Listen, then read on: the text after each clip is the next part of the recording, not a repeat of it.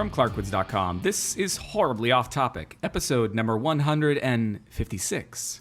I am Chris. And I am Steve with the slight speech impediment. Slight.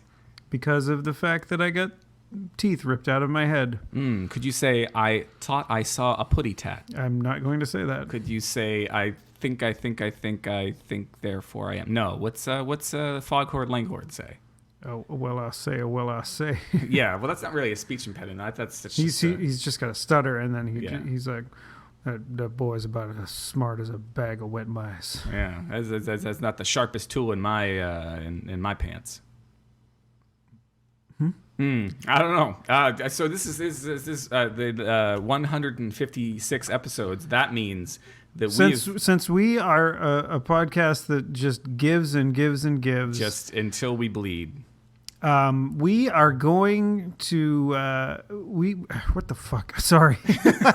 They yanked your teeth out of your head, Steve. That all is forgiven, I think. We provide you with an episode of entertainment every week. Every single week. Every single week. Even that time that the computers completely blew up on us and we had to like give a hodgepodge of a part of an episode. Yeah. I think there was a lot of really good stuff in the part that didn't get. There was a lot of stuff in that episode that was lost.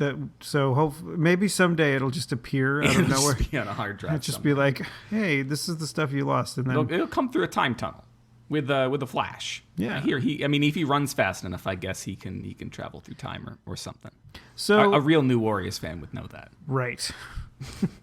Just preempting, any emails. So, just like every other year, we're doing a flashback show. Yeah. For our Turd Anniversary. Our Turd Anniversary.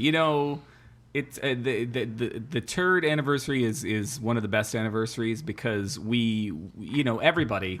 You're like, what do I get for like the paper anniversary, or what do I get for like this or the wood or the like what? What is the third anniversary? It's the Turd Anniversary. You give poop? Everybody poops. I mean, unless you're dealing with a problem, then just go get some Imodium and eventually you'll have your Imodium would stop you from pooping. Oh, okay. What would Pepto? Like X-Lax or something. X-Lax. Or okay. That I'm showing my age. It would probably be like. What is that? Benefiber or something like that. Oh, yeah. A little bind you up a little bit so you can put a nice bow on it. Right. I mean, so I'm just saying, like if there were a Turd Anniversary, it would be easy because you'd know what to do. You'd just wait till your morning shit and you'd just scoop it out of the toilet and and you maybe put a little Febreze on there just to because you love the other person, and you put a little on it. See, I don't think you put Febreze on there because if nothing smells worse than shit trying to smell better than shit. So like how does that explain the whole industry of air fresheners that you spray in your bathroom? Remember when didn't you tell me a story about the diaper genie and the potpourri? Yes I did. Yes, I did. I don't know what episode that thing that was trying to cover up the shit smell. You despise that smell now. I do. It was a very nice smell the first few times that I smelled it, but not so much anymore. So yeah, you're spoiling smells for yourself by trying to cover up shitty odors.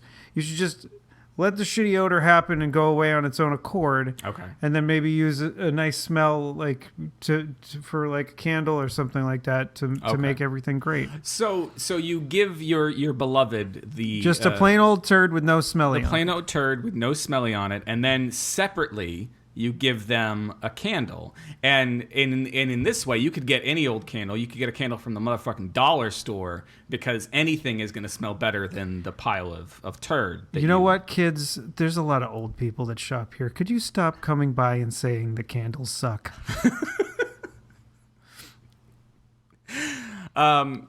Turd Anniversary. Every year... at this time, we for 2 years, 3 years. Is this the third one? Yes. This is the third one. We have done 3 whole years of shows. Well, I know, but it's the third time we've done an anniversary show. I can't do the math. right? Like we didn't do an anniversary show in episode 1, which was where I've been listening for an hour. Where's my hawk sound, or something like that. 10 minutes. I've been listening to 10 minutes. Where's my hawk sound? We didn't do it then. We weren't so full of ourselves. I've gone up there so many times, and you have no idea how disappointed I am when I hear. I think it's 104.9. Yeah. When I hear 104.9, the Hawk, and there if there's no like afterwards, I am so fucking bummed out. They have to realize that. It makes me want to change the channel. Have you ever written them an email, Steve? Maybe I should. Maybe you because should. I bag on people for not writing us emails. I should write 104.9 The Hawk, a radio station that I listen to once every 3 months or so. I should write them an email and Where's say, my hawk sound, bitch? Yeah, I should say bitch. I should be like Freddy Krueger. Did you see? Oh, God. Freddy Krueger shows up. The show's going to be long enough already. Freddy Krueger shows up in the trailer for Ready Player One. So this week that we're recording on Sunday of San Diego Comic-Con weekend, and Ready Holy Player One. Shit. We're going to have a whole lot of conversation about that next week. Yes. But Ready Player One, we'll do this. Ready Player One is the Steven Spielberg film based on the novel by, I think it's Ernest Cline, which is like a love letter to the 80s. And it's about a virtual reality world where pretty much anything goes, including driving a DeLorean past Freddy Krueger, like a flying DeLorean. It's pretty interesting. So, internet's evenly divided. There's a trailer that I saw recently that I want to talk about, and you're familiar with The Room, the movie The Room, right? Yes. Tommy Wiseau's masterpiece. The guy that played Greg in the film. Or maybe Greg is his real name. I don't know. Oh no, Mark. The guy's real name is Greg. Real name is Greg. Yes. He played Mark in the movie The Room. Yeah, not to be confused with Room. No, not Room. Not Brie Larson in Room. The Room. The future Captain Marvel. Oh gosh. So The Room. He wrote a book called The Disaster Artist, and James Franco and Seth Rogen. I can't even do it. I don't even want to do it. They are making a film version of it, and it looks fucking fantastic. Does it really? Yeah, like of the disaster. The critics are like buzzing about it, and it's like critics are buzzing. They're actually like it's mostly really positive reviews about it so far. I mean, it's gone to Sundance and all that stuff. I think it actually premieres wide at the end of the year. So. You need to watch The Room. The Room, and then we need to go and see the Disaster Artist, so you can fully appreciate how the making of a terrible movie is made. You know what else I need to watch?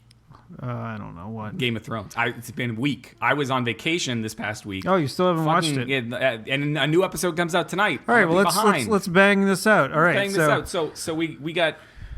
All right, tell us this, Steve.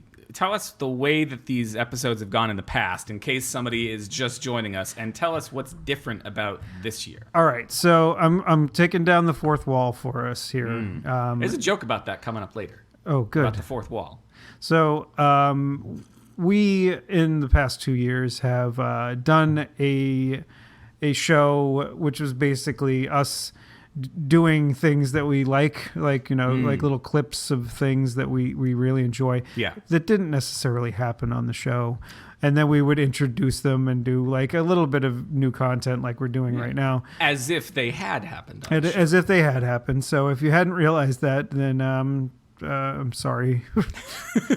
I'm sorry to burst your bubble, and I'm surprised you didn't go combing through every single episode trying to figure out exactly where it was. A real New Warriors fan would have done that. Yeah, really comb through all one. Or sorry, at that point it was. Last time it would have been 104 episodes. Yeah, 104 episodes. So you would have 51 episodes. Yeah, 102 or so. You would have had to go through to figure out, that we wasn't were actually pulling your chain.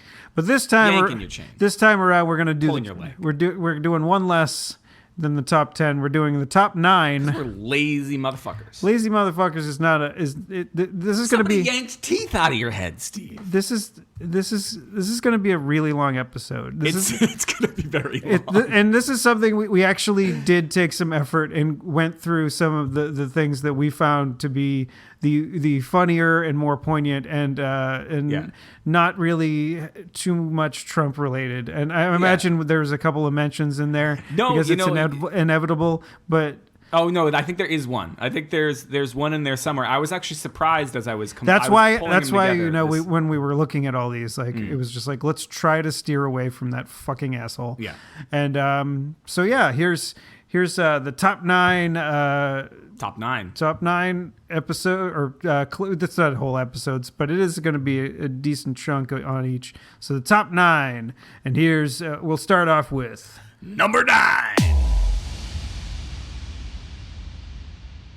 I am Chris. And I'm Steve, and I'm working on a treatment for a Star Wars spinoff called Moisture Farmers. Oh, that sounds delightful. Would it be about Owen Lars and Aunt Beru? Of course it would be. Okay, so during what period of their life would this spinoff take place? I mean, relative to when we've seen them in the original trilogy, in the prequel trilogy? I think it would have to exist in between when they... So, like...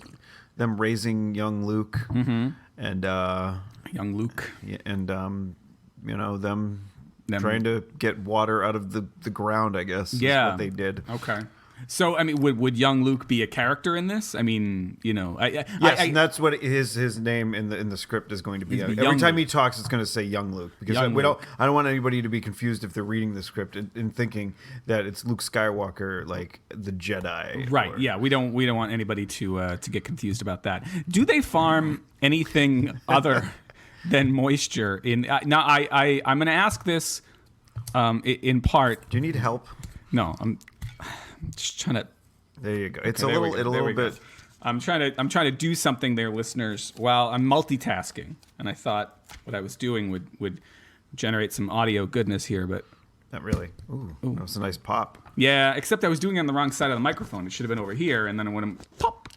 So I gotta tell you guys, we are sponsored this week. Not really, but. Oh, they're gluten-free. Yeah, they're gluten-free. So we're sponsored, but not really, by Picnic Original Shoestring Potato Sticks. So anytime, anywhere, have a picnic for over... In your derriere.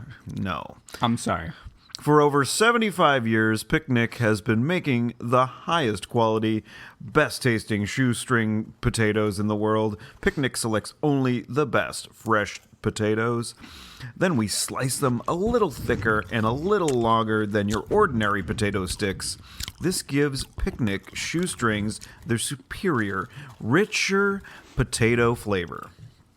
So, yes. Made in the USA. We're finally getting some potato sticks because we were talking about it. Do they still exist? They do. And Becky did find them at the grocery store. They're delightful. They taste as good as they sound. All right, now put them away. Do they farm... thank you to Picnics for sponsoring Horribly Off Topic. But not really. And all of ClarkWoods.com. No, but... do they farm anything other than moisture is what I'm wondering. They farm potatoes, and that they actually... Well, that's Picnic sponsored...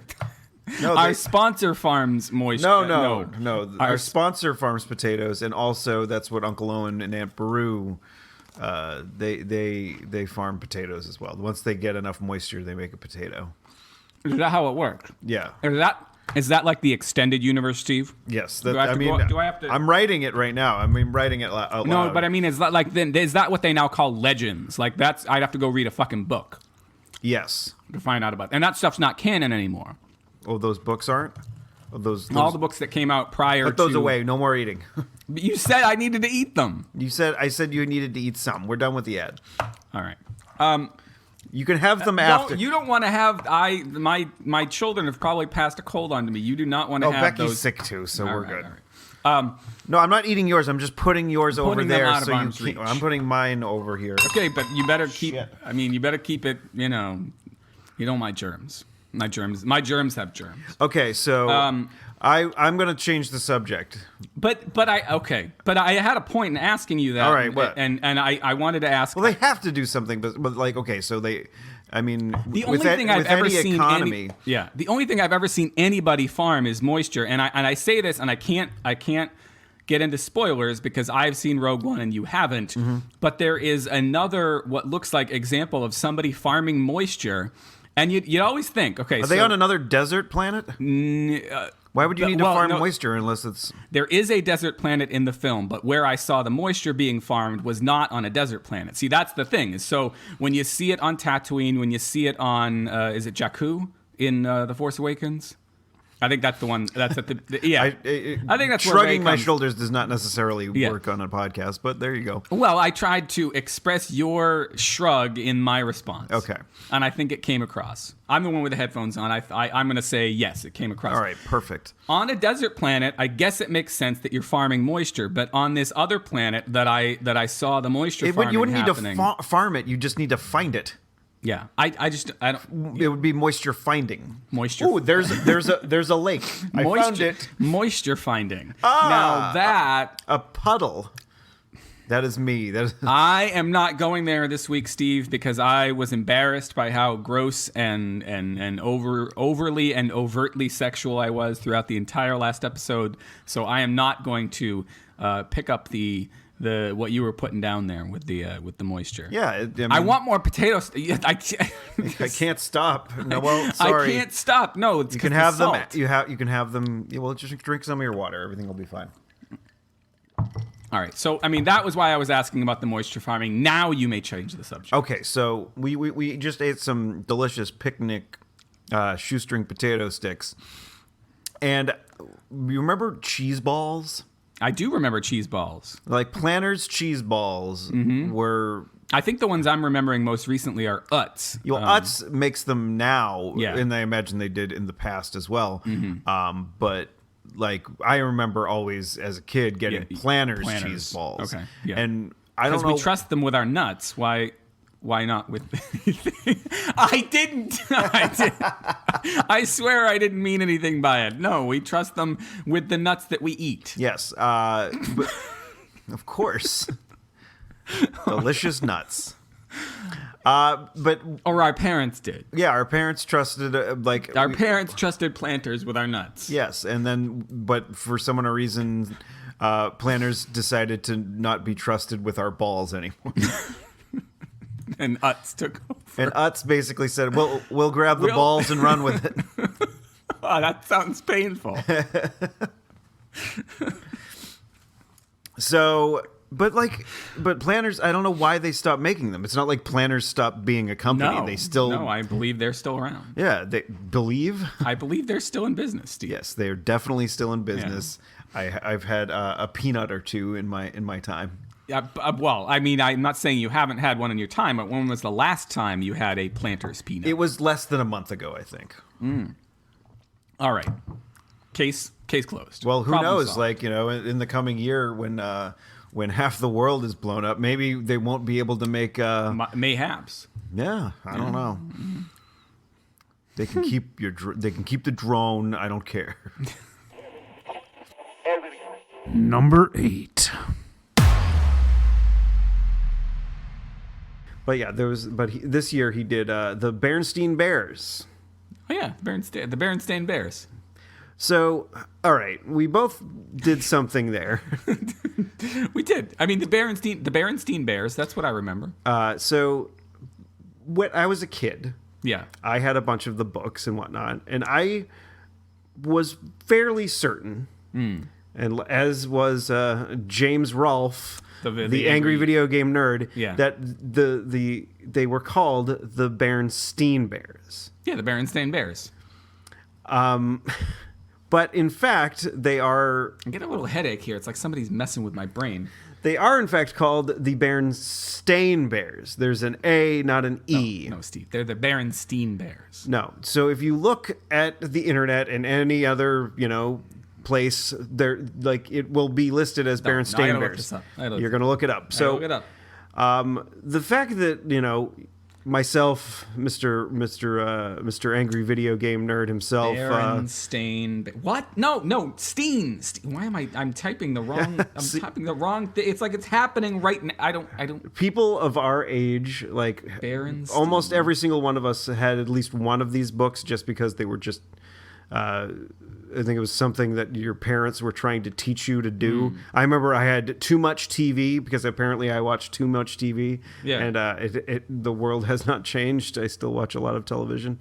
And I think it was the messy room. I think my mother was obsessed with me having a clean room, which her standards for clean rooms were a little bit higher than most, I think. Yeah. And so I remember going into my room after school one day and finding every possession I had was in a garbage bag my mother was ready to throw out the window. So apparently I needed to clean up my room. But yeah, I got these to clean up my room, the other ones or whatever, and then the too much TV and whatnot, and I remember it being Berenstain, but apparently it's been Berenstain all along, which makes me think that there's a time traveler out there that went back and switched something up, like in history, that made it so their name, the people, I mean, it was written by Jan and Stan Berenstain, and somewhere in history something got fucked up, and then their name, like maybe coming to Ellis Island or something like that, got changed to Berenstain instead of Berenstein, and now we have the Berenstain Bears. It's the Berenstain Bears, Steve. And I've got to tell you that every time I see Berenstain on a book that I'm reading to my children at bedtime, spooky. Every time I see Berenstain on the book, Berenstain sounds like a minor villain in the Marvel Comics universe. There's Baron Mordo and Baron he's Zemo. Berenstain. What is his superpower? He can get rid of the stains on your. He causes stains. If he's a villain, he's not going to get rid of your stains. But I would say that his secret origin is that he was a tailor, or he's a tailor's apprentice, and that he could get out the stains, but nobody appreciated him. And then he realized that he could use his power in reverse. And therefore, he started causing the stains. Did he create a stain ray? A stain ray, absolutely. It's a stain ray. I'm Berenstain. And he targeted the crotches of famous superheroes so that they would then look like, especially in the 1940s and the 1950s, when there was that big controversy about them being child molesters, all the superheroes. That's why they had the sidekicks. So that's when Berenstain was around. I think that is... There was a controversy in the 40s and 50s? Frederick Wortham, look it up. Oh, wow. Yeah. Or you could just tell me right now. There was and this is... You don't have to tell me all about it. Give me the Cliff's Notes version. It was dramatized in The Adventures of Cavalier and Clay, a novel by Michael Chabon. I don't read. 1940s, 1950s or so, as they got out of the war, and there was the fears of communism and all of that. It kind of went all hand in hand. There was a theory that comic book superheroes were turning young boys into homosexuals. I'm probably oversimplifying or maybe going a little outside the theory. And that proof of this was in things like all of the male superheroes having young male sidekicks. So Captain America had Bucky, Batman had Robin, everybody had a young male sidekick. This was seen as a front for homosexuality and other bad things. So I think Berenstain was around during that time. They were just making stains. And then I think Berenstain on Robin, similar to the stains on Batman. Yeah, stains on Robin probably. That's his butt. Yeah, on his butt. That I think.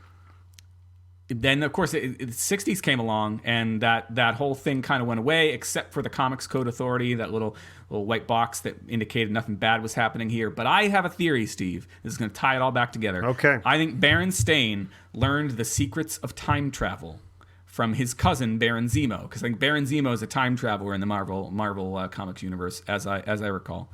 I might be wrong about that. But Berenstain learns the secrets of time travel, and then he decides he is going to fuck with children's with children's book authors, and he's going to go back and he's going to tempt them to change their name. He's going to fuck with all of us by changing Berenstain into Berenstain. And that is the greatest trick the devil ever played. I don't. I mean, it's a total cromulent theory. Cromulent. Yes. That is a fancy word there, Mr. Woodbury. What would you care to define cromulent? Would you care to spell that and then use it in a sentence? No. You're not going to win the spelling bee. I would never have won the spelling bee. I think I lost the spelling bee on the very early rounds on a very simple word back chrysanthemum? Oh yeah, simple word like chrysanthemum. I can't even say it. I'm trying to remember. That's the one. That's like the cliche one that people fail out on in like the even the smart kids like who have been doing great in the spelling bee. They fail out on that. I think because Berenstain has come back and changed the word the spelling of the word chrysanthemum in the middle of the spelling bee. Right. No, but like seriously, like why is it that like a collective consciousness remembers something one way and then it turns out to be something else? I don't know. Are you reading an article about it? Well, now? I'm looking to see if there's anything. No, this is basically just reiterating everything I just said. Everything you just said. So I'm looking to see if there's. I didn't even read the article. Any color context that's the Mandela effect. Oh, interesting. Oh, it's just one of the many examples of this ENA mishap. This, according to the AV Club, is just one of the many examples of a phenomenon called the Mandela effect, in which a large group of people all misremember the same detail. For instance, plenty of people are certain Nelson Mandela died in a jail cell in the 1980s, that New Zealand is north of Australia, and that chartreuse is something other than yellow-green. Of course, these glitches in the matrix can also be explained another way. Human memory is faulty, but sometimes it's easier for people to assume the whole universe is wrong rather than accept the idea that they might well be. No, but like, how could everybody be wrong? I have to say, New Zealand is north of Australia, isn't it? Yeah? Did that change?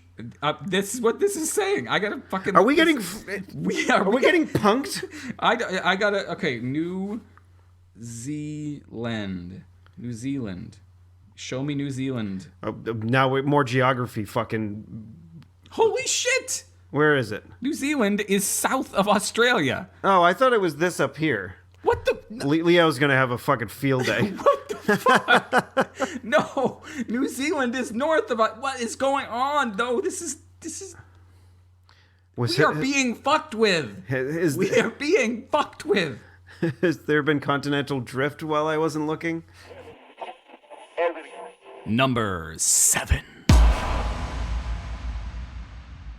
Should we do emails though? I mean, I was trying to definitely. We got a couple of doozies transition here, and you just crapped on my transition. I'm going to read along with you with the first one. Thankfully, because you're not butt sick anymore. It was real crap and not liquefied. Are we starting with Lois? We'll start with Lois. Let's not give her a last name. Yeah, just in case, because her email address is info@takenewtech.biz. And I'm sure that her name is actually her name. Okay. Well, we got 2 emails from the same person. We did. Although the second Lois is info@takefreshtech.info. Oh. So just yeah. Anything .biz or info is it's got to be some sort of spam, but it's weird spam. It's weird spam. So do you want to read? I'll read this one. You read this one. I'll read the second one, and then we have we have an email from an actual person not named Lois. Yes. Okay. So Lois, hello. There's a part of even my cold, dark soul which pushes back a bit and tells me that words such as please and thank you have a place in all polite conversation, and that using them with children might instill such values. Now, as an English professor, would you consider that a run-on sentence? It's I don't think it's a run-on. I think it's got a subject. It's got an object. I don't know. It's got all the things it needs. But it seems a little bit long. It does go on for a while. But so let's I don't know. I think there might diagram this sentence. No, let's not. Let's just keep on moving on. Sadly, the results in modern society don't seem to validate that belief in too many cases. That's fine. Okay. It would be wonderful if... I mean, the sentence structure is fine. I'm not agreeing with her or disagreeing with her. Yeah, or him, or whatever.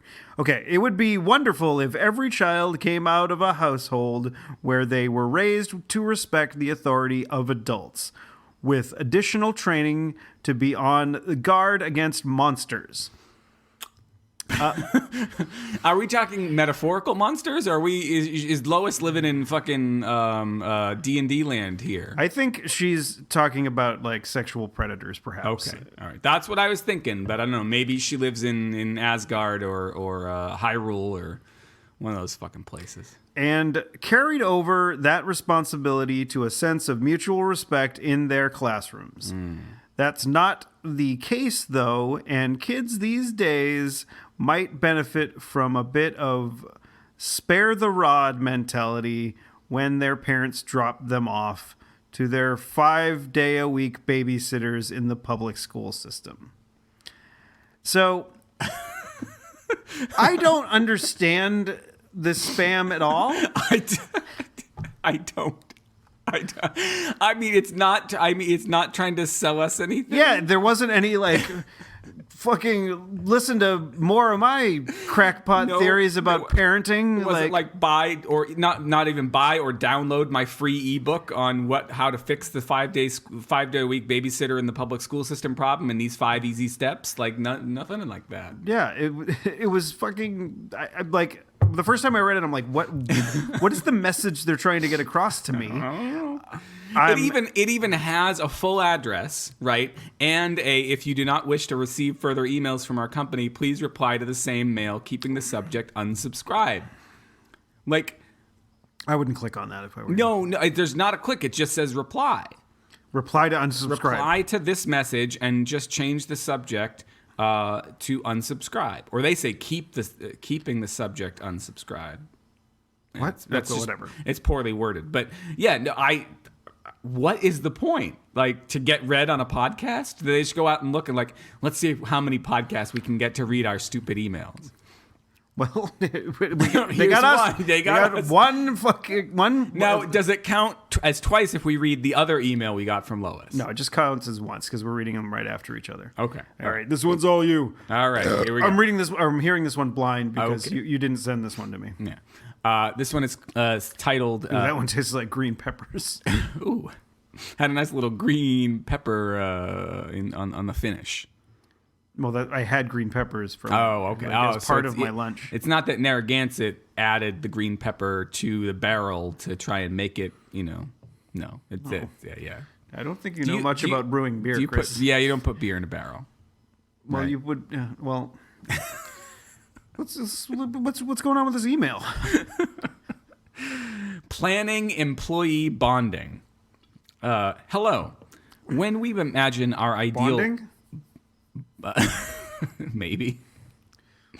When we imagine our ideal workplace, it looks more like a library full of quiet rooms and isolated carols than a ball pit. Wait. Carols as in like the woman named Carol or carols singing a song? No, Carrels. Carols.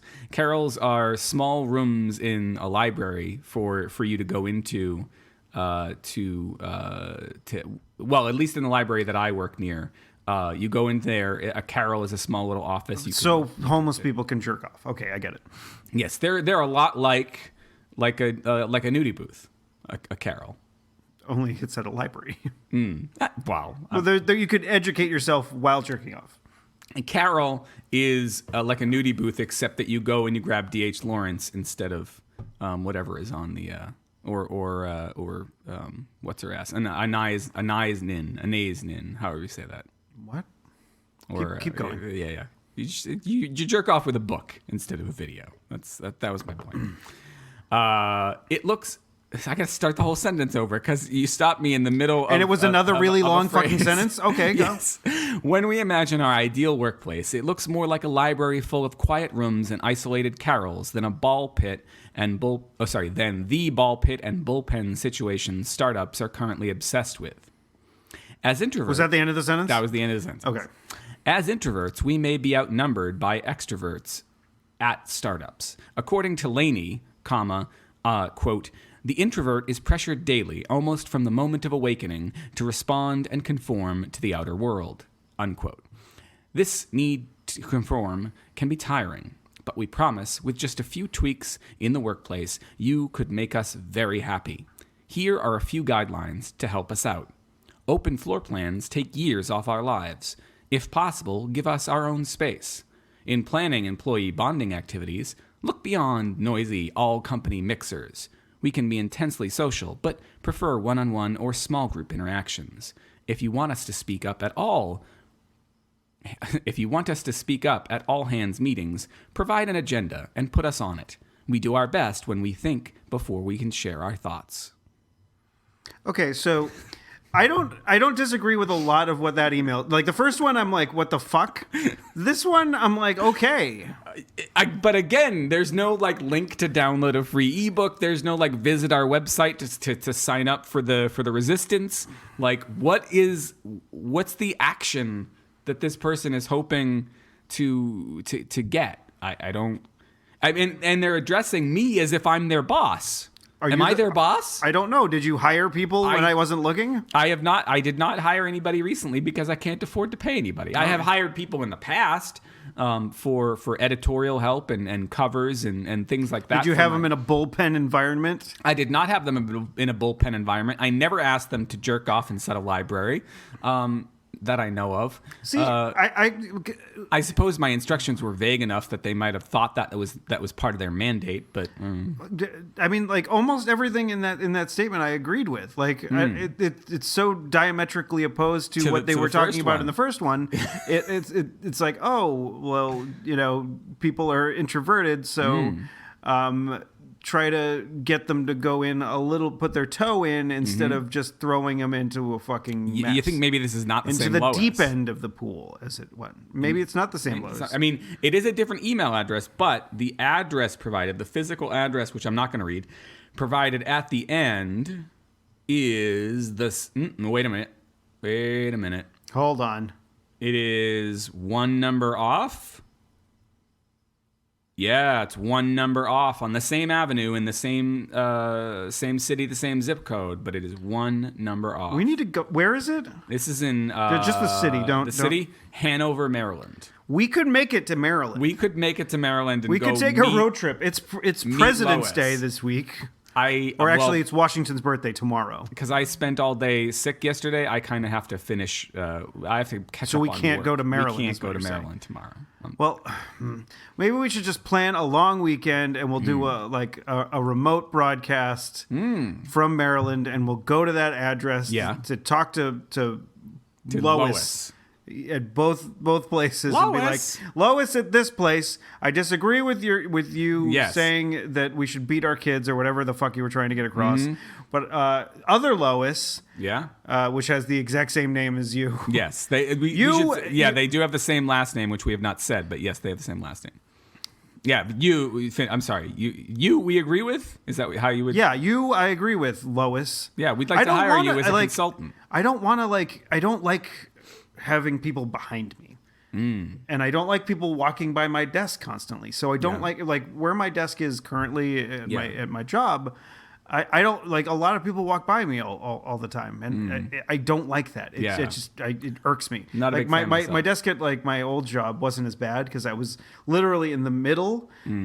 So there you had to walk down this like just hallway. To get in between cubes, and it wasn't necessarily the best route to go that way ever, unless you were going to the director's office. Yeah. And in most cases, you wouldn't actually have to go that way. So a lot of people weren't walking by my desk at my old job. So it wasn't, I didn't feel as uncomfortable. Yeah. But where I am now, it's like, it's constantly like people going right by. And it's not like, I don't know about you, but for me, there's like crazy amounts of like vacant like cubicles all over the place. I could easily set up shop in a place where no one is, but I don't think that would be okay with my supervisor or whatever.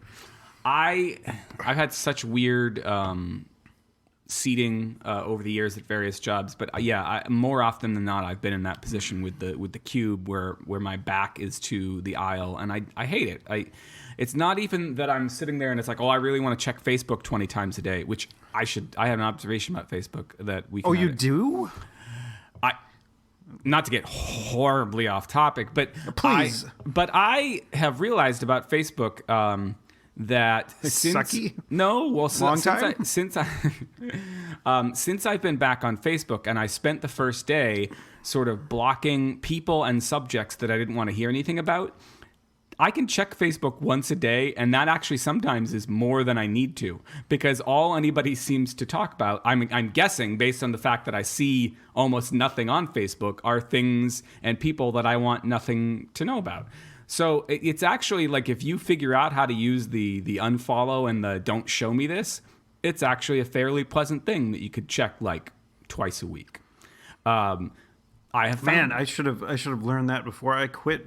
yeah. Well, no, you should just stay off it. I get like when I check Twitter, I recently I've been just getting a little bit tense. Yeah. But anyway, Lois, Lois? were we still on Lois? No, we were on the. Superman's still on Lois. No way. He is. I'm sure he is. Remember that Come on. Mallrats conversation? You know what? Did you see Man of Steel? You see, not Man of Steel. Batman v Superman. Batman v Superman, Were especially they in in the the bathtub? extended cut. They get in the bathtub. There's no denying in the extended cut that some stuff goes down. All right, well, neat. Superman gets some action refuting the conversation between Unless Brody. he was no, wearing Brody? a kryptonite condom, and that would kill him. That would fucking hurt. I mean, I suppose if you want it bad enough, you put the kryptonite condom on and Number 6. So this was an article that Becky sent to me. I don't know if she sent it to you. No, or she just showed it to me, and I was like, send that to Chris, you. And because I'll lose it or forget or whatever. the title of the article, and I'm wondering if I should I just read the article and you can comment. Sounds good. All right. Creepy details released in South Carolina clown sightings. Which is just... All right. And this is an actual article coming to us from CBSNews.com. CBSNews.com. From Greenville County, South Carolina. So that's where Shaggy 2 Dope and Violent J moved after they moved out of Detroit. There's a man-made trail winding through the woods near the Fleetwood Manor apartments, leading to an abandoned home on the edge of a pond. Children say clowns live there. Police in Greenville County in northern South Carolina haven't been able to substantiate the children's claims, but a police report from the first clown sightings on August 21st... You need to sound more like a newsman reading this. I'm not doing that? No, you got to do it a little bit better. All right, hold on. Police in Greenville County, northern South Carolina. All right, hold on. What do you? Give me it. I'll show you. All right, you do it. Where are you? Police in Police, Brownville? it's right there. Brownville? Granville. Whatever. Where is that? was Okay, right. I got it. You got it. All right. Police in Greenville County. That's what I was doing. No, you weren't. In northern South Carolina haven't been able to substantiate the children's claims, but a police report from the first clown sightings on August 21st reveal a suspicious character dressed in a circus clown attire and white face paint enticing children to follow him or her into the woods. A woman told the responding deputy that her son had, quote, seen clowns in the woods, whispering and making strange noises, unquote, at around 8:30 p.m. that night, according to the report, which was obtained by 48 Hours Crime Cider. She said the boy led her to where he saw the clowns, and then she also saw them, quote, flashing green laser lights before they ran away into the woods, according to the report. So somebody actually saw the clowns that wasn't a child. Apparently, this is the one of the moms, the woman who responded, told the responding deputy. Around that same time, the woman's older son reported hearing chains and banging on the front door of their residence. The deputy investigating the case said another woman at the same apartment complex said she saw a clown outside at around 2:30 a.m. that morning. The, quote, large-figured clown with a blinking nose standing under a post light near the garbage dumpster area, unquote, waved at her, and she waved back. Isn't this like, maybe this is like some sort of like improv everywhere? Maybe. Like, you know, where they're just trying to scare the shit out of everybody in a community? I guess according to the suspect did not approach her or harm her. Let's see. Several children in the area told police clowns had displayed large amounts of money in an attempt to lure them into the woods. Or are they like fanning it out like fucking, don't or just know, holding just it like raking just it like a rain. giant money fist? Into the woods. You're welcome. If you know that song. Thank you. The children said they believed the clowns lived in a house located near a pond at the end of a man-made trail in the woods, according to the police report. Greenville County Sheriff's Office Master Deputy... What the fuck? That is a long-ass fucking title. Greenville County Sheriff's Office Master Deputy Ryan Flood. Office Master Deputy? Office Master Deputy. Okay, so let me just break that down. Office Master What is, Deputy. no, first, what is his first title? Okay, so it's Greenville County Sheriff's Office. Oh, okay, so Greenville County Sheriff's Office Master Deputy. So he's the master deputy. He's not the office master. No, yeah. But Office Master Deputy He's is... not just like an admin at the station. He's the Master Deputy. Okay, I gotcha. Ryan Flood told Crime Insider deputies investigated the house but found no clues. It's abandoned, Flood said of the house. Every time deputies have gone there, they have not been able to find anything. I'm sure the clowns just hide whenever the deputies show up. I would imagine. It's like all the police are here. Like, we can't fuck kids if we get caught by the police. They have not been able to find anything, clothing or anything else that would indicate someone lives there. Flood said witnesses have Maybe declined. they're aliens. Just like it or killer clowns from outer space. I guess. Or maybe they're like that guy from the Flintstones. I mean, maybe the Great Gazoo? Great Gazoo. Maybe that's Maybe what's fucking going like on. because of that, like the human race will eventually get canceled.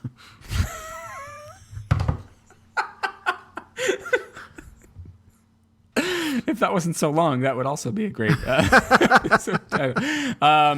Flood said witnesses have declined to give police their names. I don't know how that works. So the police go and interview them, but they won't let their names be on the... Okay.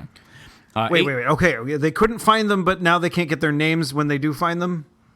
I guess. I don't know. So, 8 days after the initial sightings, police began receiving new reports. Ooh, there's a whole... Okay. In one of the two sightings reported on Monday night, a teenage girl... This is, by the way, this is dated August 31st. So, Monday night...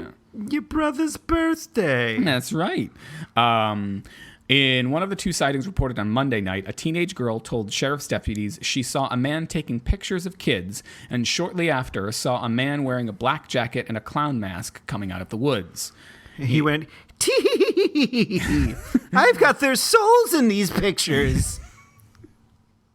In the most recent incident on Tuesday night, Greenville City Police responded to a clown sighting near an apartment complex where a witness said the clown left in a car before police arrived. What you didn't know, that there was 60 other clowns in that car. In another incident that was not reported to police, residents told WSPA that they chased clowns after kids told them the clowns were by the playground. They told the station that they saw clowns drive away in a dark-colored car. It is not clear how many...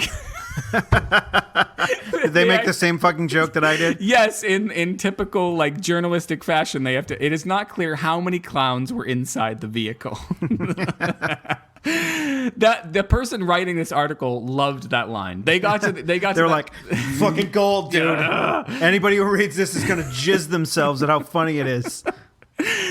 Investigators in Greenville County, where Flood said there is no history he can recall of unusual clown sightings, are so far stumped. To my knowledge, there haven't been any kind of circuses in town, Flood said. There's crazy stuff all the time, but nothing along the lines of this, to my knowledge. In all the reported cases, deputies and officers were unable to recover evidence that could substantiate the reports. Flood said there were no surveillance cameras monitoring the areas where the clowns were allegedly spotted. Flood said police have increased patrols in the areas where the clowns were sighted. So, in some of the places the clowns were sighted, there was a giant circus tent, and when you traveled inside, it seemed like the interior of a alien spaceship, only very clown-themed. So if you went into a certain area, there was cotton candy everywhere. Yes. But in reality, that cotton candy was spun up, not sugar, but spun up human beings. Spun up human beings. That the clown aliens would... Cotton candy is people. Yes. The clowns would put a giant straw in and suck out the blood of the human being inside. Mm-hmm. Yummy. And then some of the human beings were put into big old balloons, which enabled the protagonists of the story to pop and rescue those particular people. But not the ones that had been turned into cotton candy. Those were eaten and killed. Mm-hmm. More at 11. It's like after the film or whatever. More after what movie would they be showing right before that police report? I don't know. Or right after that police report. No, but like they usually don't show movies. They show movies on the weekends, like on TV 38. Yeah. Jinx. Numero 5. How many is that?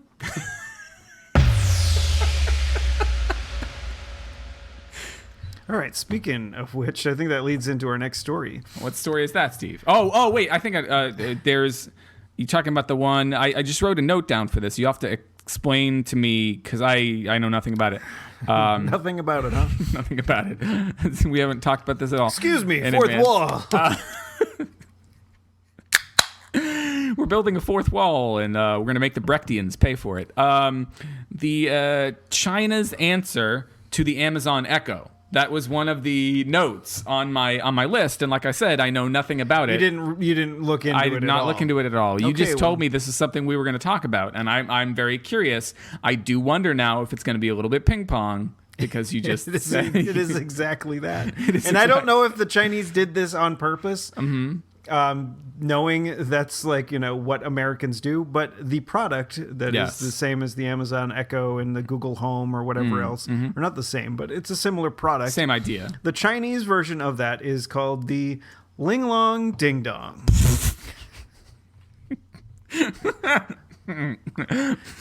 So basically what they did was they made Say one more time. It's called the what? Ling Long Ding Dong. I bet you the Foxy Pirates used the Ling Long Ding Dong on Long Ring Long Land.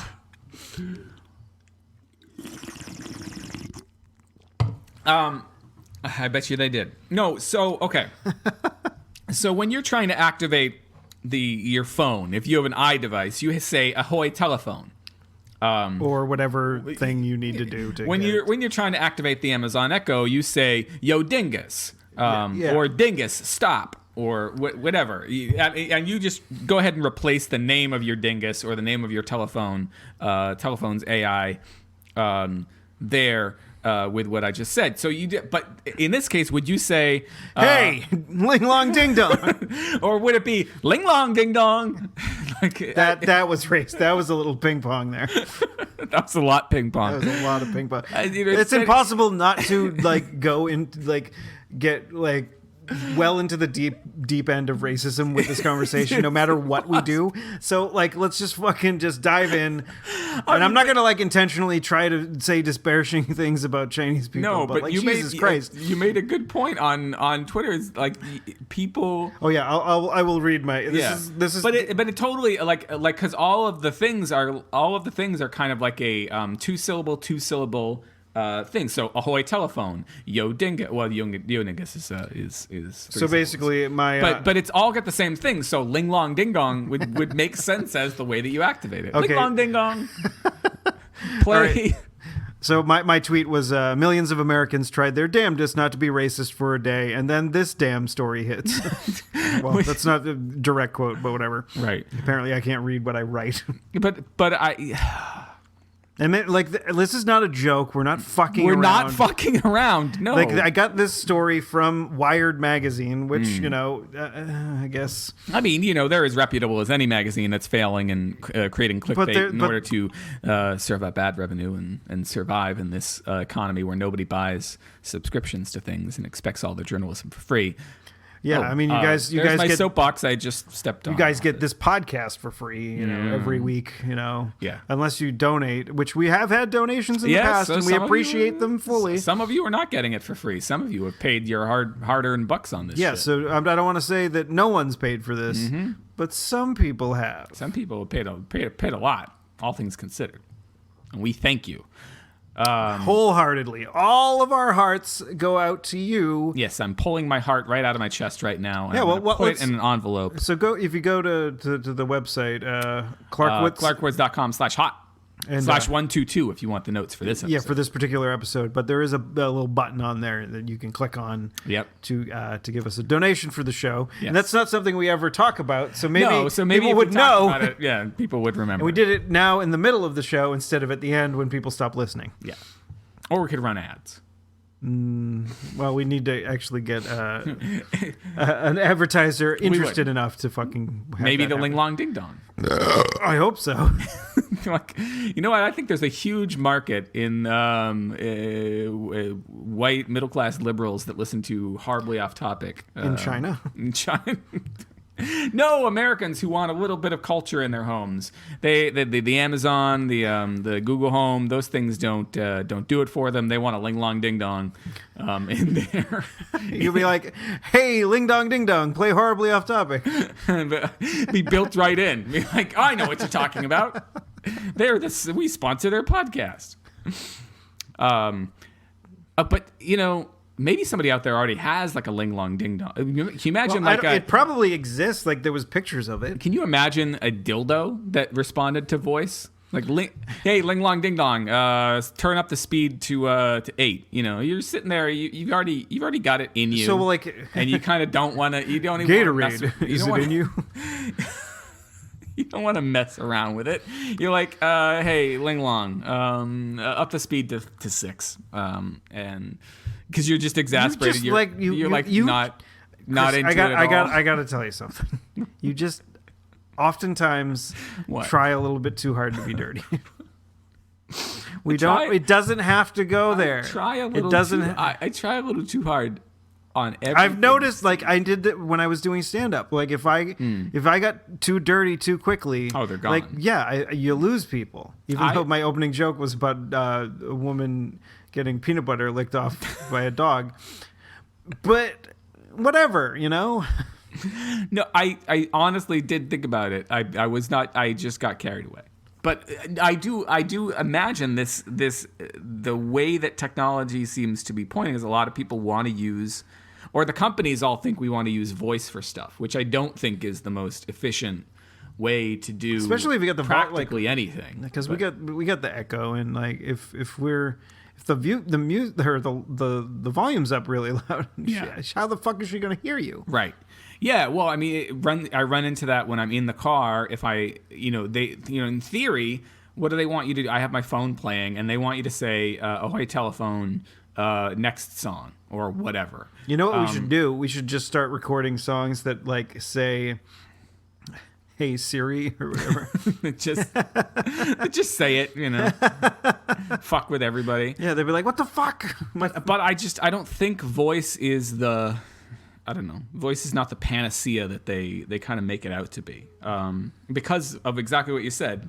Because when someone's screaming "Ling Long Ding Dong," and like there might be someone who would easily be offended by that, Right. like nearby, like any Chinese person ever.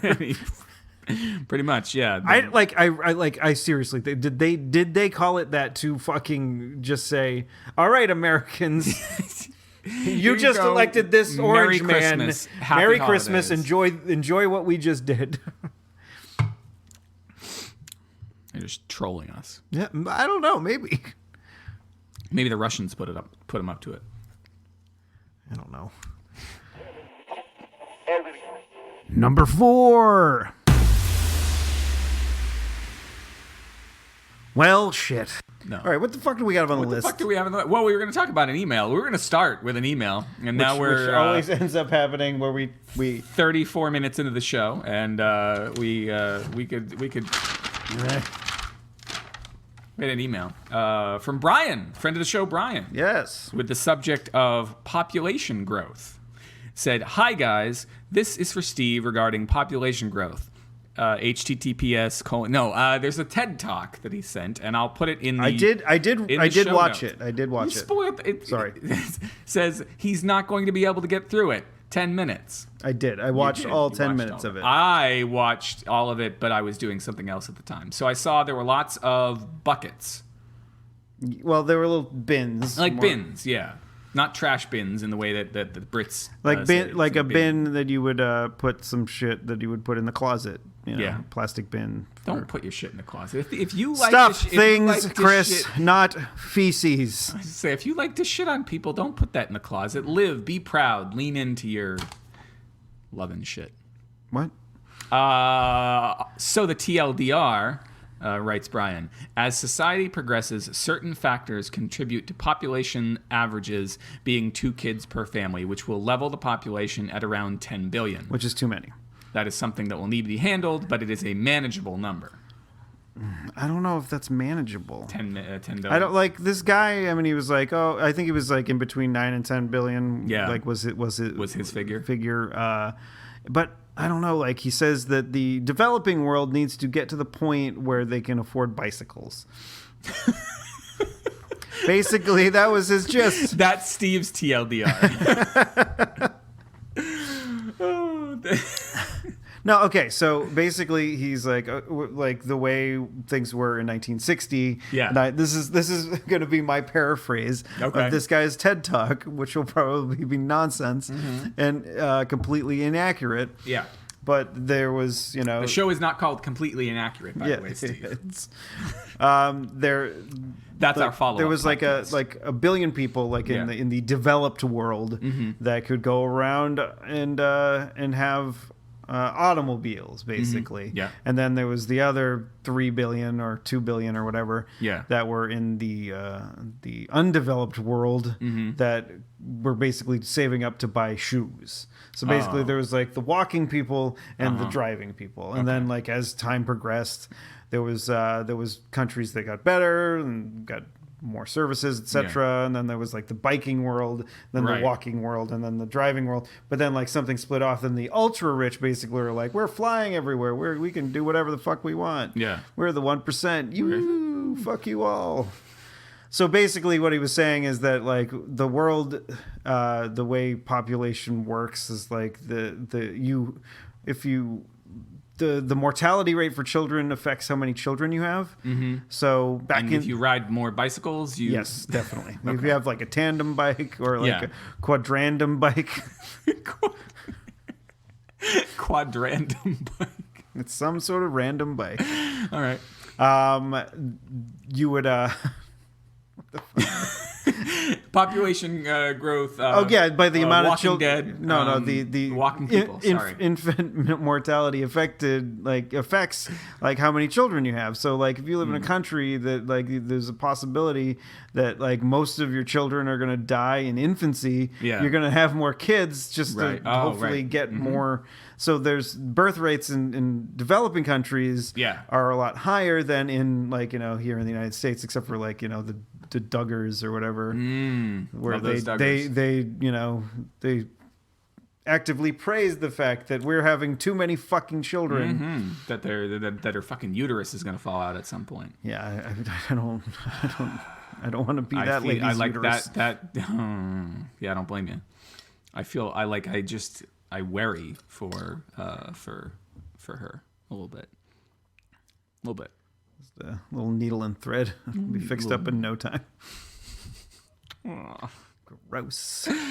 Gross. So yeah, I mean, it was an interesting little discussion, and I probably said some of the things wrong about it, but like, I understand it, but like, let's just destroy the airplane folks, take all their money. Yeah. And then we'll do a little Robin Hood action. Then hopefully I like where you're going. Like we get rid of that 1 billion, and then the rest of us billions. Yes. Like we kill some other billions. Like Yeah. the shoes trying to buy people, we kill all of them too. Kill all of them. Just kill all the super rich. This is my dictator for life. Yeah. I'm like, kill all the super rich, kill all the super poor, and then hopefully we can somehow not get into the same rut that we were in. which will probably not happen. So we'll Steve just have Woodbury, to keep. Dictator for Life. Yes. Brought to you by Steve Woodbury. Paid for by the Dictator for Life Foundation. Super PAC. Something. But what I don't It's not me. It's a bunch of people that support me. People who support me. But what I don't get, I can't confirm or deny any of the things that I've said. what I don't get though is do you have to have birth on the bicycle? Is that what's? Yes, you have to shoot fucking kids out, and then they land in the basket in the front of your bike. You lost me, and so I was like, "There's a bicycle involved. I'm waiting for the bicycle to come back in here." Yeah, it's all right. Give birth into the basket. Give birth into the basket. I think that might be it. Three.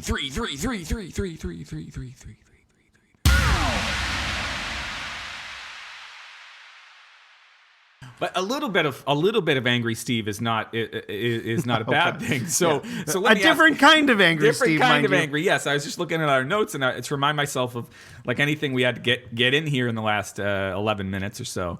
And one of the things I had to ask you about is the parade. Like you said, the parade maybe affected you a little bit. All right, so Little I work in the city of Boston, and that's where the parade was. Yes. I take the bus in the morning, and I take the fucking very early bus, Right. And so I took it in, and it was fine,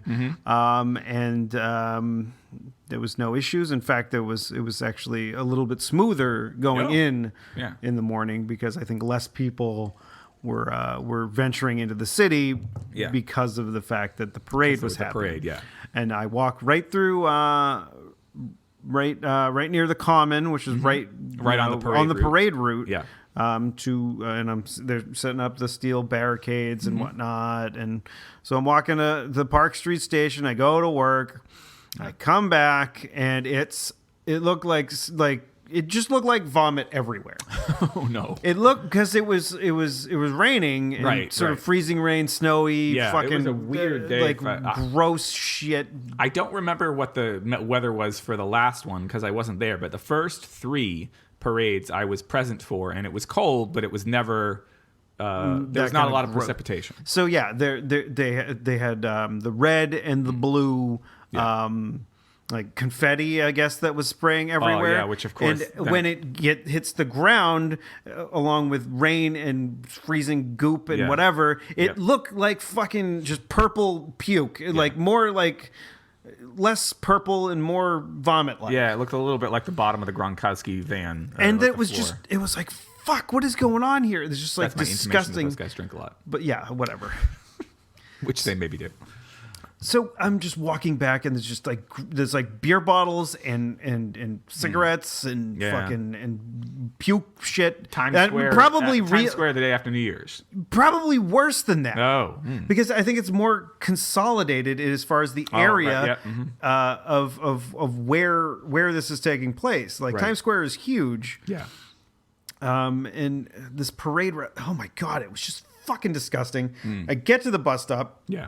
And there's no traffic on that stretch of road, despite the fact that they've already cleared away the barricades and everything. Right. And so I'm like, well, fuck, what am I supposed to do? And I'm looking to see online on my phone to figure out when the fucking bus is going to come, if at all. And it gave me very little, the MBTA gave me very little indication. Oh, they are the one, but they're such a beacon of fuck hell. So what I had to do was, I texted Becky and I'm like, can you pick me up at, a station? Right. Some, the end of the red line, end of the orange line, some station that's nearby where we live or relatively close to either where you work or where we live. Yeah. And she was like, yeah, sure. So luckily she saved me. But then because the State Street station is right there. Yep. And so I just popped in there. I'd never navigated that station before. Right, yeah. And so I was going to go on the orange line, but then I ended up changing my mind, going to the red line. Yeah.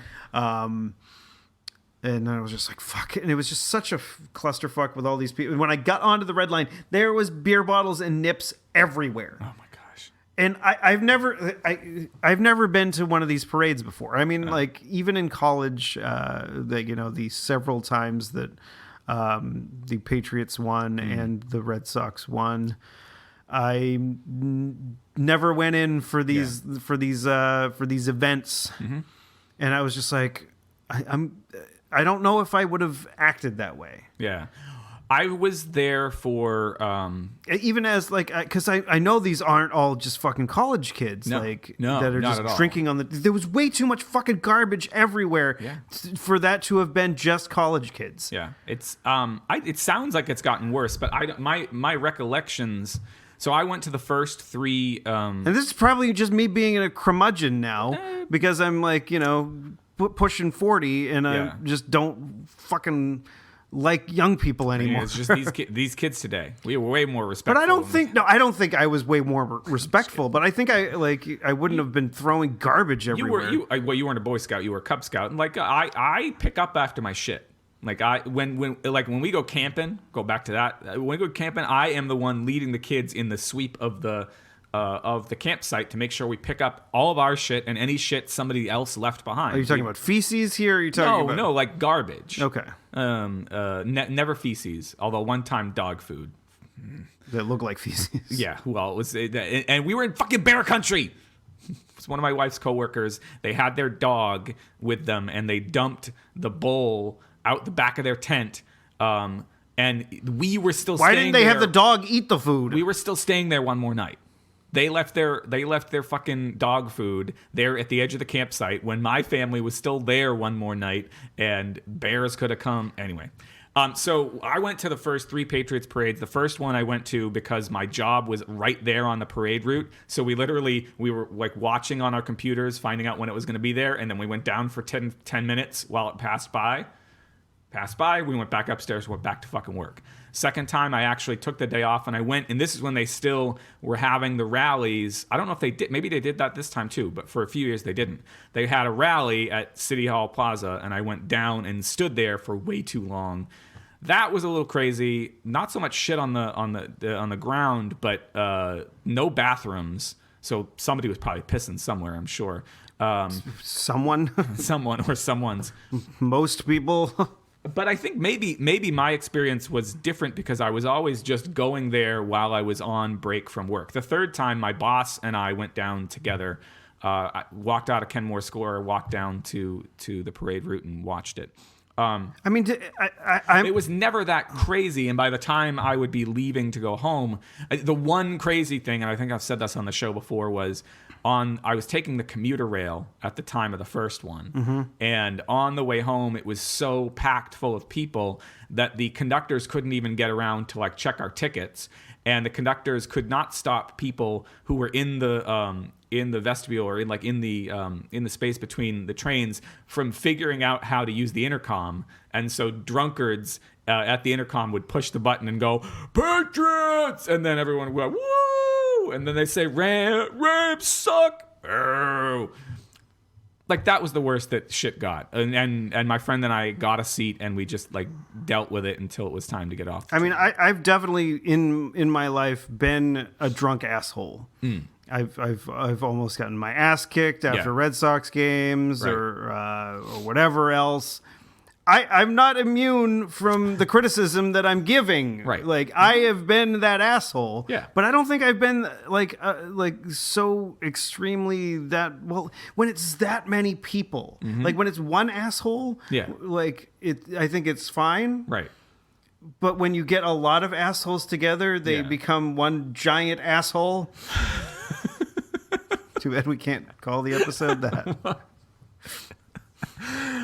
But then just fucking throwing garbage everywhere, but it's like we've been to sporting events, right? Like I've been to a few, but I've never been to a sporting event where it really like counted. I've been to a Red Sox game in the middle of the damn season where like nobody cared. Yeah, I don't think I've ever been to a playoff game ever for any team ever. I've never been to a football game, but like, so you have to. Neither have I. Yeah, you have to take into account like this is. Why aren't they having the fucking parade in Foxborough where they fucking play, and not in the city of Boston where people actually have to work on a fucking Tuesday? Why the fuck is it on a Tuesday? There are days at the end of the week where people typically don't work as much. It's on a Tuesday because all the players want to go home, right? I'll eat shit. I thought it was just going to be a little angry Steve. Fuck you. The players want to go. You can't wait another 3 or 4 fucking days Nope. so you can give your fans like a little bit of a fucking celebration. That's my understanding has always or been maybe that- not have it in fucking February where there's a good chance it's going to be shit weather out there and snow. But Steve, if you want to have all the players who were in the Super Bowl, there's a good chance they're not going to be on the team anymore come the springtime or the summertime or whatever. At least then not have a fucking parade. Since you're already angry, at least I can. Let's not have a fucking parade. Since you're already angry, I'll just mention at least a lot of them are not going to go to I the don't White House. give a shit. Well, good. Don't go there. I mean, the coach and the quarterback and the owner might. Yeah, well, fuck them. Anyway, But fuck, I just enough with fucking. Well, they have. we do really need any more parades. So That's the okay, thing, is, like, I haven't been into. You've been in the city for St. Patty's Day parade, right? No, I always had St. Patty's Day off Because of that? No, because it was evacuation day. Oh, Because when I was working in the city during that time frame, we were observing Suffolk County holidays, and Suffolk County holidays include evacuation day, and evacuation day always fell on the same day as St. Patrick's Day. see, well, I was in Chicago for St. Patty's Day, and I wasn't there for the parade, mind you, where they dye the river green or whatever. Yeah. But I mean, there was drunkards running around, fucking like on St. Patty's Day proper. I was one of them, but I wasn't. I wasn't as good at being drunk as I used to be, and so I kind of passed out at like 4 p.m. Right. back in the hotel room. Oh gosh. When Becky got done with doing what her job required her to do. Right. And but like I didn't see any of the obscene things that perhaps went on during this fucking parade. Yeah. And I don't know. I'm probably going to have to go to work on St. Patty's Day, like, and see what goes on that day as well. Yeah. So I can get a gauge of whether or not it's this fucking sports fan assholes that are the problem, Or it's it's just Boston. people. People are the problem. Yeah, they definitely are the fucking problem. People are Soylent Green. Yes. You can find this. Wow, the show's show already notes over. for this episode at clarkwoods.com/hot/133 for 133. You could shove your Patriots parade up your ass. I'm glad you fucking won, but eat shit with your fucking parade and your gross shit and ruining my fucking We commute. had such a happy show until the I hate fucking parades. At least ones that ruin my day. Parades are supposed to be a fun thing. I used to go to the Parades Chelmsford. aren't fun. Well, they're supposed to be I've fun. been when okay. The one in Chelmsford Center, we used to go every It's year. never fun. It's too fucking hot. There's Because no it's place in the middle of July. There's no. It's not in the middle of July. The It's beginning of July. There's no place to sit that's fucking shady. Well, there's plenty of places to sit that are shady, but there's no shade in any of the places that you. People throwing shade.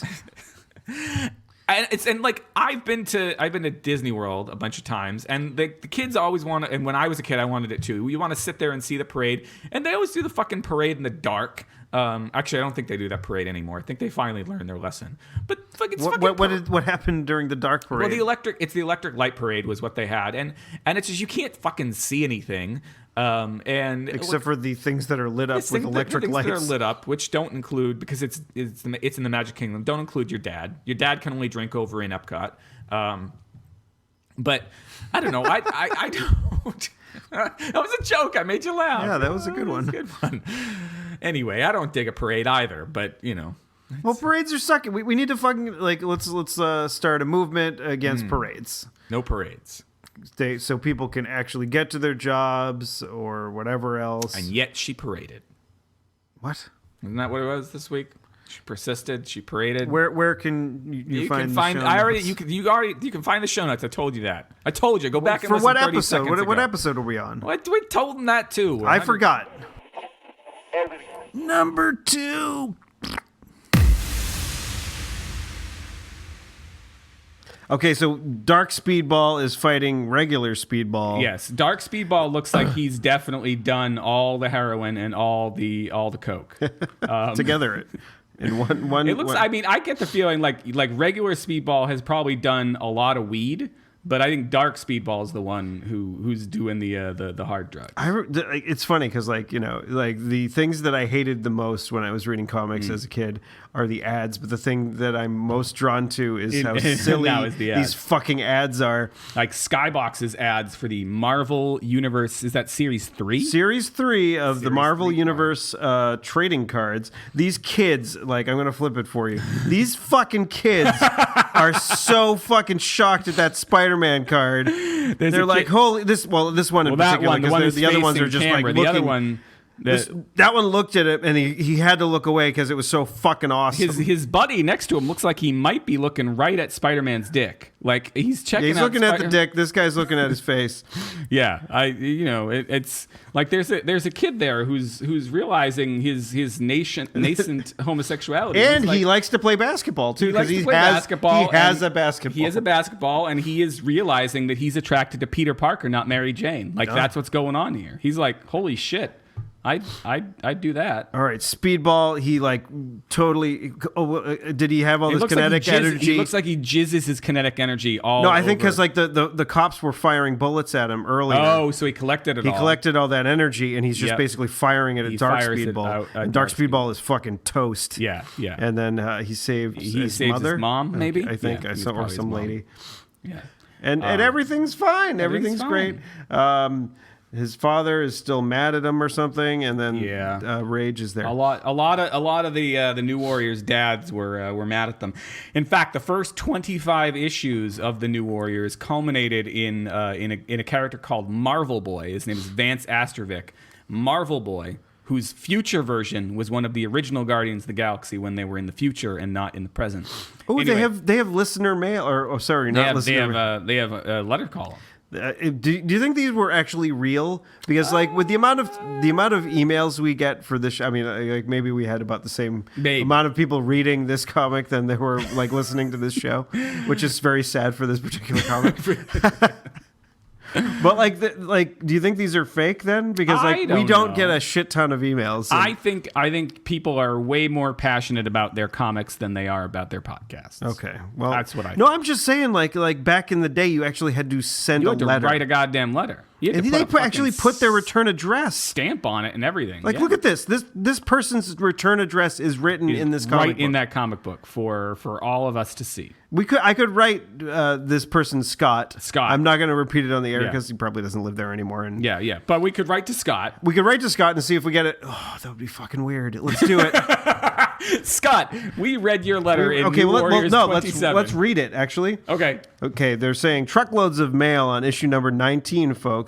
We mean big trucks, 18-wheelers, 19-wheelers. That might have been the issue where Vance killed his dad. Okay. Because his dad was abusive.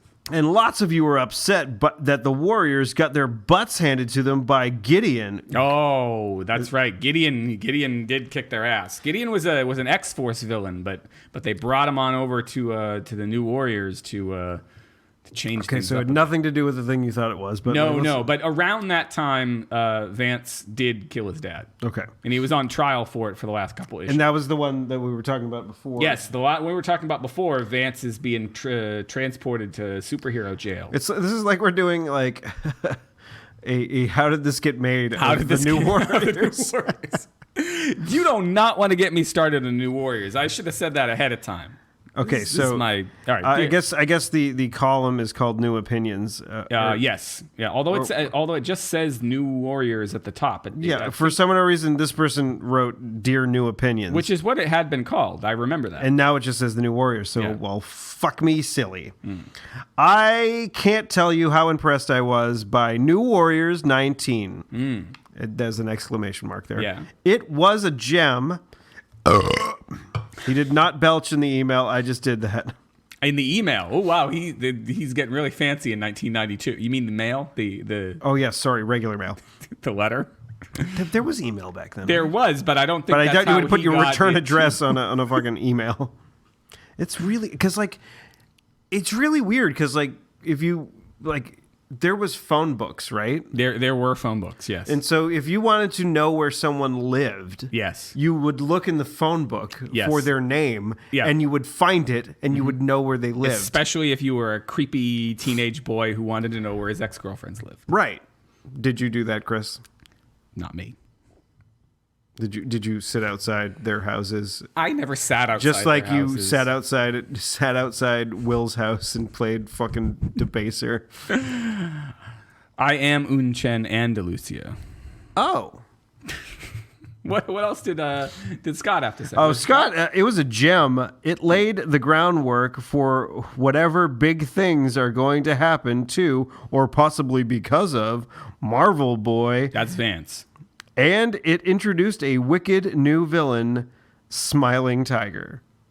Do you remember Smiling Tiger? Smiling Tiger. I gotta be honest. I don't think I recall Smiling Tiger. Although one of the primary characters in the New Warriors, the guy who put them all together, was the character known as Night Thrasher, and a lot of the villains in the first 25 issues all had to do with him and with what I could probably safely say was a white writer appropriating black culture.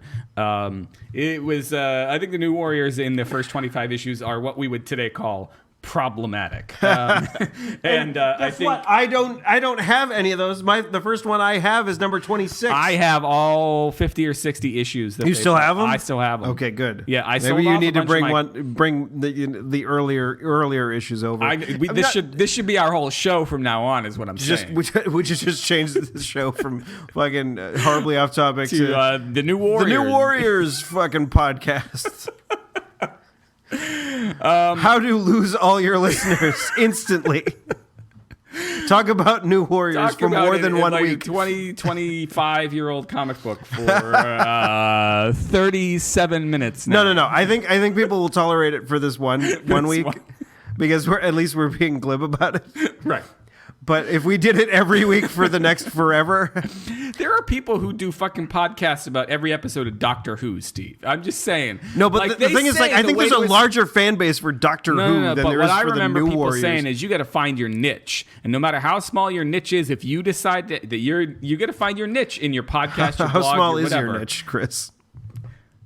Let's not talk about my niche in that way, okay? My niche, it's not the size of your niche, it's what you. It's the motion of the ocean. It's yeah. All right. Scott continues. Oh, sorry. Where was I? Smiling Tiger.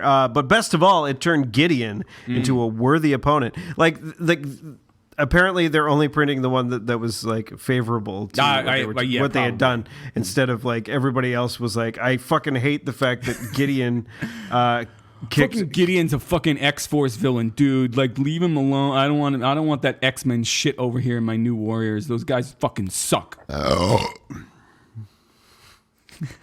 Let me tell you, Morty. Turn Gideon into a worthy opponent. Anybody that can single-handedly defeat the entire team has to be one bad dude. One bad dude. One bad dude. So Gideon, according to Scott, and I'm just saying his first name. Yeah. Scott, he thinks that Gideon is one bad dude. Gideon beat them all in. I hope that this person like somehow wanders because he's like maybe a super still a super New Warriors fan. And he like this podcast that is mentioned talking me about the New Warriors. I'll tell you, Steve. Here's ammunition. If I were gonna write an academic paper. And I needed to provide some outside scholarly sources. You're going to talk about Scott here? To back up Scott's argument here. I would just have to go right to the source. New Warriors 19, Gideon is in a fucking hot tub when the New Warriors show up and invade his sort of palatial estate in the Colorado mountains. So why were they doing this? Did Gideon do something? Gideon did something. They were looking for information, but they did not count on what a formidable bad dude Gideon was. Was he nude when they fought them? He might have been nude, but he put on a bathrobe, to hide the important bits, and then kicked the shit out of them in a bathrobe. Wow. After just getting out of the hot tub. Even with like speedball and his kinetic energy and everything? Yeah. His balls were speeding all over the place underneath that robe. All right, so hold on. Scott. Scott continues, one bad dude. My only complaint is that we didn't find out enough about the Taylor Foundation. Taylor Foundation. Sorry. Dwayne Taylor is Foundation. Is the Night Thrasher. He's the guy. He's the fucking Tony Stark of the New Warriors. Oh, really? Yeah. Come on, Fabian, throw us a bone. Fabian's the writer for those. Fabian Nicieza. We are going to have to wait until the Night Thrasher limited series to find out what's going on. Yes, you are. Yes, you are, Scott. I can't believe this.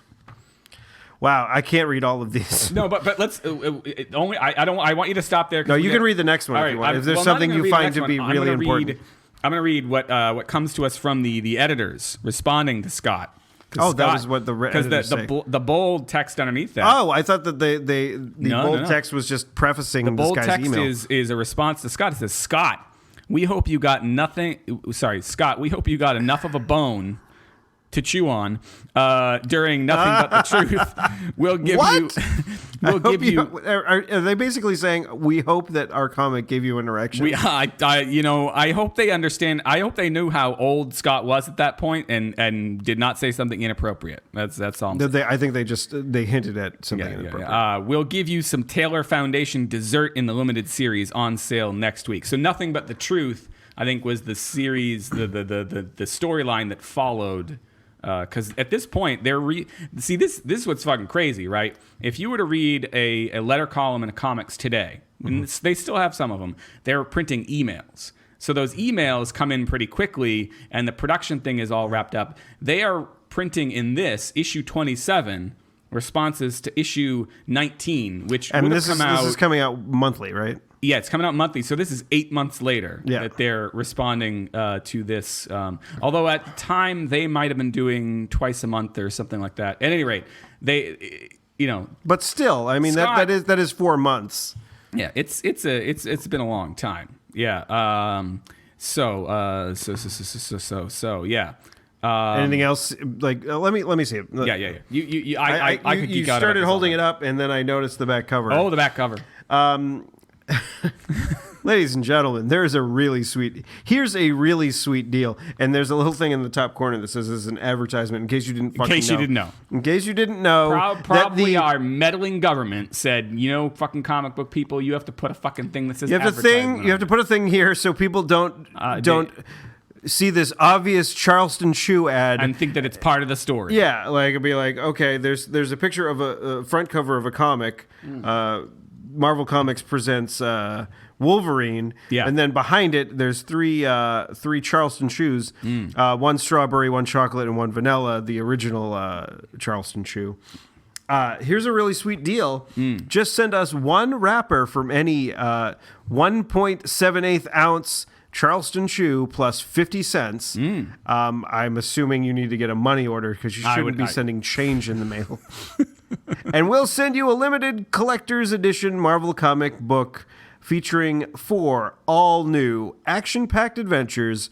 It's Spider-Man, Wolverine, Ghost Rider, and Silver Surfer, written and drawn by hot creators like Larry Hama, Sam Keith, Tony Isabella, Howard Mackey, and more. Are these names reaching out? Well, Sam Keith was the creator of the Max, which eventually was turned into a MTV series. Yes, that is something. And don't miss out. You can receive your collector's edition comic book when you send one Charleston Chew wrapper. Like, why the fuck do they have to send the wrapper? Like, can you send us some shit in like garbage in the mail with 50 cents and we'll give you a comic book? How about you just like remember, this is the summertime too, so if you had a Charleston Chew that you'd been eating, it was fucking sticky and all that bullshit on the inside. Like the whole wrapper? Like you couldn't just do like the UPC code or something like that? Yeah. I'm gonna say the address and see if people can, like, if you're out there listening to Horribly Off Topic and you are too lazy to send us an email, maybe you're not lazy enough to send a Charleston Chew wrapper and 50 cents to Charleston Chew Collector's Edition comic book, P.O. Box 3416, Monticello, Minnesota 555. Monticello, Steve. Monticello, Minnesota, 55565-3416. Just send your Charleston Chew wrapper because they still make that candy. They do. And 50 cents, and hopefully you'll get your Marvel Collector's Edition presents Wolverine A special collector's edition comic brought to you by Charleston Shoe. Now, that is assuming that they are not doing what staying mellow, doing whatever it is the hell they do in Monticello. No, but it's funny because like somebody has like that P.O. box still exists. You think so? So somebody might just have it, and then you're going to be sending them garbage and 50 cents. And now, the best. The stuttering, no, it's number one. Number one! Woo! And a beer in a tree.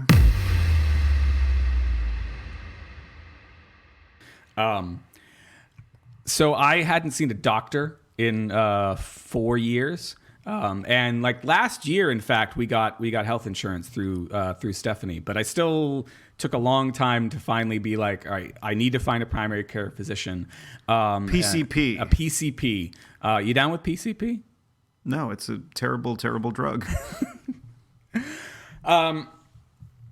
So I gotta be personal here, and I gotta say you don't have to be. You don't have to be. I want to be personal. Okay, here, that's fine. I don't want to feel like I don't want the audience to feel like I'm making you tell. No. You're not. I'm gonna get personal here, and I'm gonna get personal here, and just tell you that this all works out well in the end. Sort of. I don't think you'd be telling the story. Yeah, no. In fact, when I texted you the punchline of the story, it's not really the punchline, but the headline of the story. They're the aristocrats. Yes. This is a story about my balls that ends with the aristocrats. Which wouldn't be that far off. With your bindle and your banjo as well.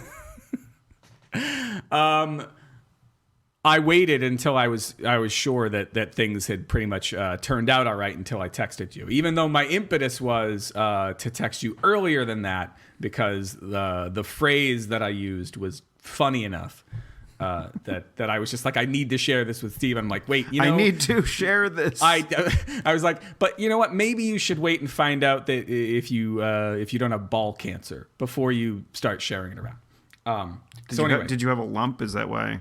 Well, no. So I had been, as I sort of shift in my chair.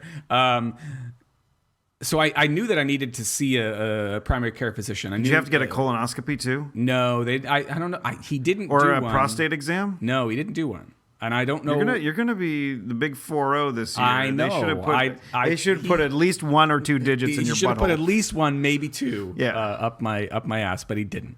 Maybe it's because we were working on all these other things.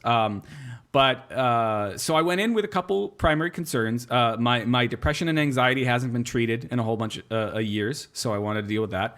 I wanted to talk to him about my weight, but not really about my weight. And I was having pains in one of my balls. Oh. I told you I was going to get personal here, but I was having a pain, and I was like, this doesn't feel good. I need to go see a doctor now because I don't want to. Was it like a stabbing pain? Or it was a stabbing pain. Oh, jeez. Yeah, it was not fun. So I said this to him over the course of things. We worked out everything else, and we were kind of getting towards the end of the appointment, and I said, he said, lay back. I gotta check your testicles, your balls. Yeah, you say that? Oh, lay back, Chris. I need to fondle you nutsack. He's from California, I think. Oh. So I don't know what a California accent would be like, but really cool doctor. I'm assuming he's just Italian. I just got it. Like, I have mostly had guys that are slightly older than me. And they tend to not pay. I don't know. I've just had bad luck with doctors. They haven't paid much attention to your balls, to my balls, or to my ass. I mean, to be honest, they just the I mean, stuff. Anybody that's out there listening that is going to become a medical doctor. Yeah. Please, for the love of God, focus on the balls and ass. Focus on the balls and ass. That is where stuff is important for dudes. I'm just gonna say. So. Especially the balls, especially the asshole. As we're getting ready to do this part of it, anyway. So I was looking for a young doctor, or my age. Young doctor. Young doctor, fondling my balls. But I wanted a doctor about my age because I wanted to be able to talk to somebody, just like shoot the shit with my doctor and not like be like, you know, And not, but not like feces out of your ass. 'Cause Yeah, you just no. pulled some out from his finger. No, but I wanted to be able to like talk to somebody on my level, and so I found somebody, and I lucked out. He's a great doctor. But so we've worked through the depression and anxiety and how we're going to deal with that. Talked a little bit about the weight, talked a little bit about the other stuff. But finally, it's getting to be the end of the appointment, and I, as he's saying he has to examine me, I'm saying, look, I've been having, you know, one of the other reasons I finally decided to see a doctor, I've been having these pains. So he does an exam, he doesn't feel anything, but he orders a scrotal ultrasound. Oh. Just say it again. I don't know if you've ever heard that phrase, a scrotal ultrasound. And The way you just presented it was like the answer to a question on Jeopardy. Alex, what is a scrotal ultrasound? No. Alex? Scrotal ultrasound is the answer. Oh, and then, okay. What is what Chris had done this past week? Yes. So he orders the ultrasound, and I have to have some blood work done and all of that. And Boop, boop, boop. No, he looks up and he says, "Oh, we have an ultrasound appointment in like an hour and a half." Oh, so you just stuck around. You know, well, no, I went home for a little bit, and so it was close enough that you could. Yeah. And so I come back and go up to the desk. Did they put the gel on your ball bag? Oh well, Oh, sorry, am I? No. So I go up to the desk. I check in with the person up there, and they Hi, it's me. I'm Chris. I'm here for the scrotal ultrasound. Everyone. Hello, everyone. I'm here. So I take a seat, and I am greeted at the door by a blonde woman. Oh. With a Russian accent. Oh God. Who I'm like, I don't know. Is this the nurse? Is this the tech? Like, is this the person who's going to be examining me? Yeah. And in fact, it was. It was all of the above. So yes. So she takes me down the hallway, and she gives me a little A massage and a rub down, a bath. Like those massage parlors in Japan where they rub you down and soak you up. No, not yet. No, that part. Make sure you're nice and clean. So she hands me a sort of a paper drape that I'm going to drape over the bottom half of my body. She asks me to strip down. She leaves the room. So I strip down, get onto the table, lay the thing over my body, and we're chatting as she's apparently warming up the goo, the ultrasound. So it's not super cold. So it's on not you. super cold. Oh, that's nice. And we're talking about how, you know, my wife went through a lot of this when she was getting pregnant, and we went through IVF, and I always was like, that stuff seemed like it was so cold, and I felt bad for her, but I guess I'm gonna really feel bad now. And she's like, no, it's warm. And so she, I think they probably perfected the process of warming up the ball jelly. Well, it's I think it's just generic all-purpose jelly. All-purpose ultrasound jelly. That's a good one. That's a good one too.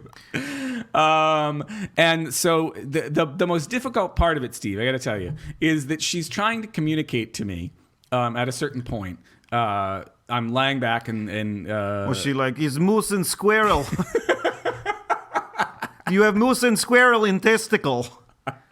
No, she's like, you must hold the squirrel while I examine the moose. No, that's basically what she was trying to get across. Is she was hold trying your to, dick She so was trying to, yes. So she gave me another piece of paper to basically like tuck the penis up underneath and hold it away from the balls, because she's not interested in the penis at all. She just so she's a lesbian. I didn't ask. So then, you know, she starts doing it, but it took like a minute or so for us to communicate exactly what she was asking me to hold out of the way. If she had just said like, please hold that out of, like, I mean, not even that. She didn't say, like, please hold your penis out of the way. I mean, that would have been the professional way to say, but I think she was trying to avoid saying penis. Yeah, I think she was trying to avoid saying penis, which is weird for somebody who supposedly did this for a living. A whole bunch. Well, like I imagine like the amount of ultrasounds that she's doing. I mean, the frequency of ball ultrasounds is probably low on the totem pole. low, but she did say that she'd done them a bunch. Now, who knows whether that's just good bedside manner? She's trying to make me not feel nervous about having my balls ultrasound. But is ultrasound? I think whatever. It's one of those. Somebody correct us. So Hot at clarkwoods.com. Send us an email. Say you guys are dumb with the way you talk. with the way you talk. So she examines the right one first, which is the one without any problems, and I'm kind of like, all right, well, I guess you might as well examine both of them, and then moves on to the left one, and it's over. And I didn't even realize how much ultrasound jelly there was until she handed me on her way out this like big thing of towel. It was like a huge, almost like shop towels. Well, it was almost as big as the thing that I had draped over my bottom half to begin with. She gave me a whole other one to wipe myself down with, and I had no idea. So they really do a great job of warming it up and not warming it like so warm. So it feels like you're a frog slowly cooking in a pot. Yeah, no, it was just warm enough that I didn't notice it at all. Oh, that's nice. And luckily, I think it's the next day. The results came back, and nothing major. He found what he thinks is the cause of the occasional pain. There's nothing he can really do about it. It's what they call a varicocele, which is a fucked up vein that's in there that's like either too big or too tight or something. And so when the blood passes through there every once in a while, it's just like, oh, that hurts. That's my balls, and they hurt. But I don't have cancer, which is good. Yeah. I hope they enjoyed that, Steve. Yeah, I think that was funny and or poignant. And or. I don't know which one we're going to pick for number one. I don't. No, we haven't talked about that at all. Yeah, no, not at all. Not at all. No, hey, do you see that? There's 4 walls in this room, Steve. There's 4. We need to put one of them back up. You can find the show notes for this episode at clarkwoods.com/hot/156. And if you'd like to send us donations to help us rebuild our 4th wall, yes, the link for that will be in the show notes as well. You can send us an email. Yeah, you can. It's hot at clarkwoods.com. Indeed it is. Or you can tweet us. I'm at ECC1977. And I am at Tuesday is Loser. That's Tuesday, IS Loser, all one word. And Steve, we said at the top that we were gonna this is all gonna be clips that actually did happen on the show, but I don't know. I feel a little bit of nostalgia here. So yeah, we're part of the anniversary show is little bits of the testing that we do, and so here's a little lightning round of that to wet your whistle before next week, and where we start. Year number 4. Year number 4 coming right at you next week. We're gonna wet your whistle and lots of other parts. We got a lot of fucking stuff to talk about. So. Stay tuned. Stay tuned, you motherfuckers. Apples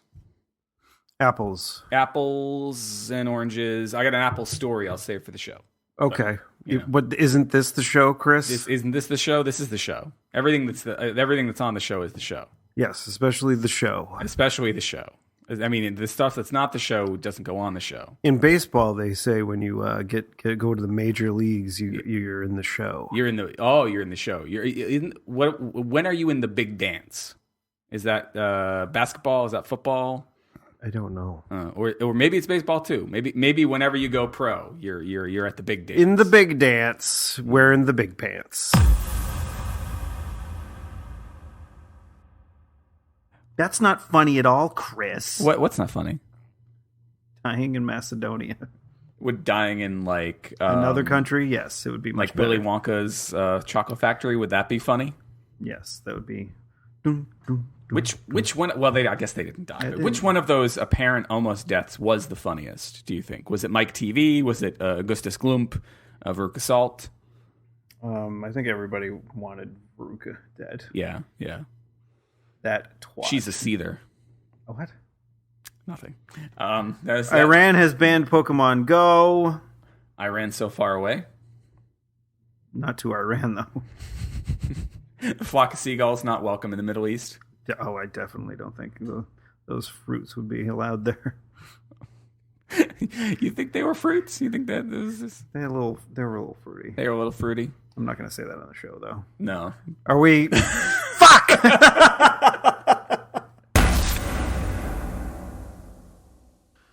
Oh, I got an itch. Yeah. An itchy leg. I got a itch, and the only cure is more cowbell. No, that's not what I was. It's not an itch. Is that an itch or is it a scratch? No, he said I've got a fever. A fever, cat scratch fever. He's got Ted Nugent on his leg. Ew. Can you imagine what it would be like to have Ted Nugent on your leg? Why is it all red? Is that bad? No, it's different. I don't get to look at it very often. Well, no, this is very different. This is the latest and greatest version of GarageBand. Oh, so it shows that it's red when it's recording? It's just trying to terrify you. And green when it's playing? I guess. Yeah. Well, that's something like that. That's great. But Yeah. like red I associate with like, stop or bad thing or Well, I mean, but the record button is red. yes, but also a stop sign is red stop and sign a is stop red. light is red and a green things are typically Do you think when Ted Nugent saw or gray and gray if you're colorblind. Do you think when Ted Nugent saw the red light, so to speak, when he was attached to some lady's leg, that was a stop sign, or you think he just kept going? What if he saw like the red dripping down her leg? Yeah. Dun dun dun. Wait, that's not.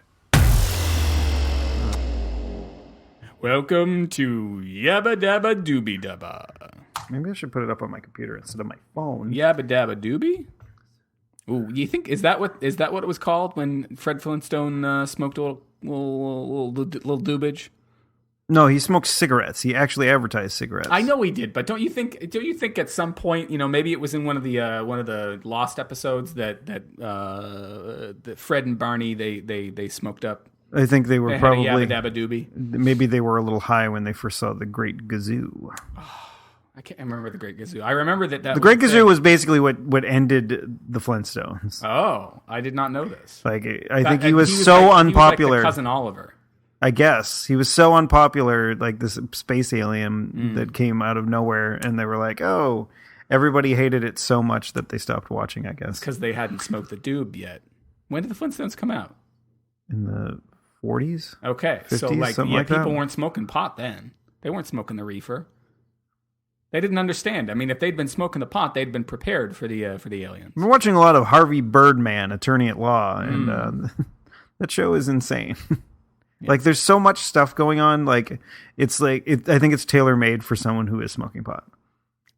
Like a lot of those I'm adult, missing out. a lot of those Adult Swim shows are basically For pot for smokers. people that are smoking pot. But like, there's an exception in Rick and Morty, which is a really witty, funny show. Yeah. I mean, which also can be enjoyed while smoking pot. Also, I mean, it's not that people smoking pot can't enjoy witty, funny things. Yes, it's just that. They usually don't because they're stone dead to the world. Yes, that's exactly it. Second too late. Or 2 seconds. Got 5 seconds to disconnect. 4 Are minutes. you 4 are you minutes. waiting for me to 4 sing minutes. again? No, 4 minutes to save the world. 4 minutes? Is that how it went? 4 minutes? I think it's. I think Justin Timberlake and Madonna once had 4 minutes to save the world, if I recall. And I don't particularly think. Not that I doubt Justin Timberlake's ability to save the world eventually, but 4 minutes. I don't know. What the fuck are you talking about? There's a song. I think it was a song. Yo, Dingus. What is the lyrics of the song 4 Minutes by Madonna? It's been what?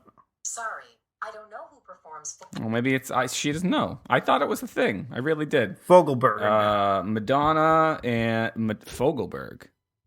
Dan Fogelberg. Oh. Dennis Leary had something to say about that. It's 4 minutes. 4 minutes. Madonna. 4 minutes. It's right here. Hold on. Yeah. JT's in it. Let's see. Here we go. Justin Timberlake. Fucking come on. Oh. Come on. I shouldn't be doing it.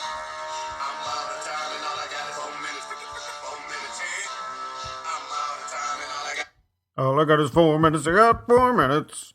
Yum yum yum. Maybe it's not. That was actually a black gentleman singing that part. I don't know. Maybe JT comes in later. Maybe JT comes in later. That's a good point. And I got 4 minutes. I got 4 minutes in my butt. Yeah, I mean Madonna and Justin. He's on the fucking cover.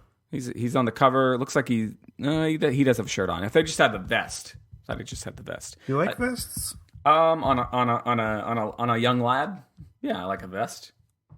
It doesn't have to be on a man. Well, I like them on a lady too. Oh. I'm not saying I wouldn't say no to a vest on a lady, if you know what I'm saying. Nice lady vest. Nice lady vest. I'm ready, said Freddie and Jason to their moms. What? Is that I guess from... it's just Jason and his mom is the issue, right? Like Freddie and his mom, not a big... Do we know anything about Freddie's mom? Freddie, like the serial killer? Freddie Krueger. Mr. Krueger. Frederick. Krueger. I believe his friends call him. I don't know, like... They had the, like... What was the backstory of the original? I don't remember. I remember that Jason, Jason was like the thing in Jason's movie, but it was really his mom was in the first one. Really his mom was the killer or something like that. Right. Spoilers. But then he became the killer. And then he became the killer eventually. But Freddie, I think Freddie was just a child molester, and he was... No, but that was like what always, they had in the remake, that he was a child molester. But was he really? I thought that's what he always was. I don't know. I never watched any of those movies. Oh. I think I tried once, but Johnny Depp's in one of them. He's in the first one. He's also in another movie that I recently saw, but I'm not going to spoil it. Oh, he's in the one, that one? He's in that one. Oh, cool. For like 2 seconds. I'm a wizard. I'm a wizard. Does he say that? Is that his line? That's and not he his flies line. off screen, holding his prick. Line. Oh, that's his wand. That's when they say wand. That's some wizards. They don't need a stick. In America, wizards are all like, "I'm gonna grab my prick." I'm gonna grab what do ladies do? They grab their husband's prick. No, they grab their lady prick. They grab their lady prick. Oh, they just rub one out.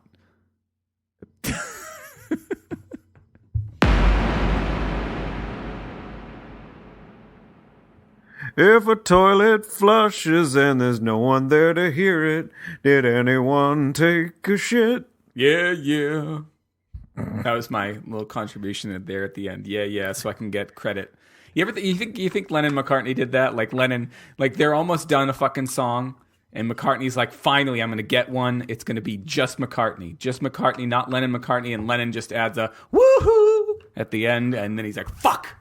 Now it's fucking Lennon-McCartney again. Well, maybe if he had just recorded when Lennon wasn't around, just like when they had someone else, or like when they had Ringo leave the room, and then like Paul did his drum tracks again. Oh, I forgot about that part. So in this combination, are you McCartney or are you Lennon?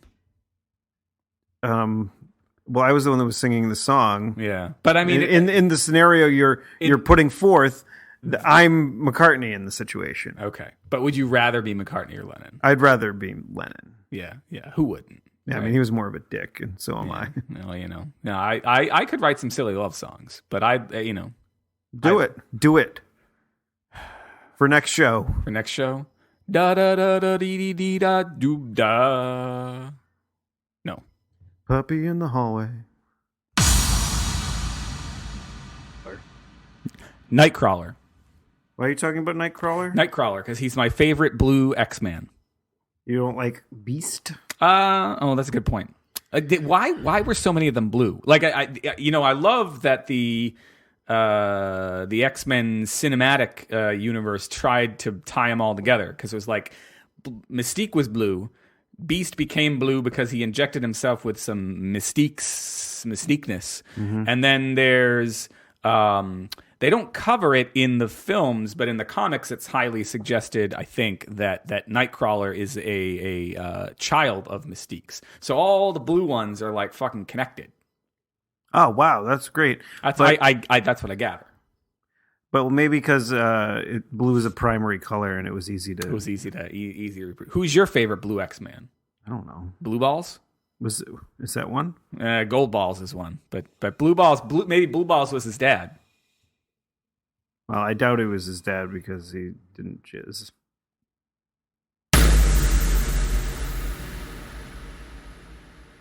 Wait, what was that? When is it okay to mansplain?